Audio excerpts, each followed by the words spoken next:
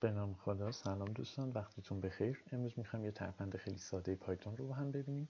در اینجا ما یه لیست داریم که مقداری نداره، لیست خالی هستش و یه حلقه فور نوشتیم توی رنج 1 تا 10.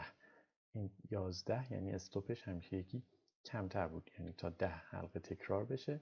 متغیر حلقه که x هست و با استفاده از متد اپند اضافه کردیم به لیست نامبرزمون و بعد در انتها خارج از حلقه اومدیم پرینت کردیم لیستمون رو. اگه رانش کنیم می‌بینیم که یه لیست ساخته شده که از 1 تا 10 داخلش مقادیر هست.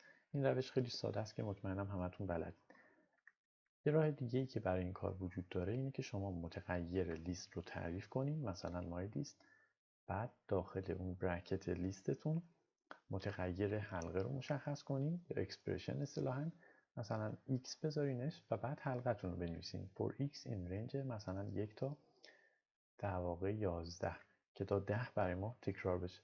این میاد مقادیر توی این بازه رو به لیستتون اضافه میکنه. الان اگه رانش کنم میبینیم که از 1 تا 10 توی این لیست داریم.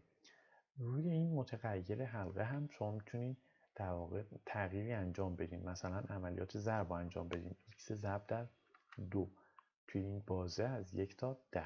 الان اگه اجراش کنم میبینیم که توی این بازه مقادیر رو در 2 ضرب کرده. امیدوارم موفق و پیروز باشید.